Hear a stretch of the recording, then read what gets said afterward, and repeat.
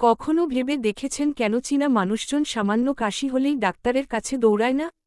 কারণ তারা তাদের রান্নাঘরেই তৈরি করে ফেলে ফুসফুস পরিষ্কার করার এক শক্তিশালী অস্ত্র।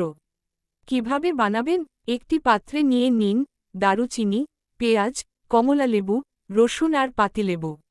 শুনতে মনে হতে পারে আপনি কোনো জগাখিচুড়ি রান্না করছেন, কিন্তু আসলে এটি হল শ্বাসকষ্টের বিরুদ্ধে এক প্রাচীন যুদ্ধ কৌশল।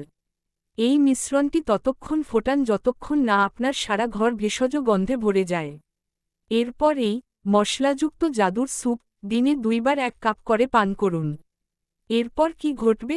সেই কফ, যা আপনি ভাঙা ঘাস কাটার মেশিনের মতো এতদিন ধরে খোকখোক করে কাশছিলেন, তা একদম ভোজভাজির মতো গায়েব হয়ে যাবে। আপনার শ্বাস নেওয়ার পথ পরিষ্কার হবে এবং কাশি হবে দেশছাড়া।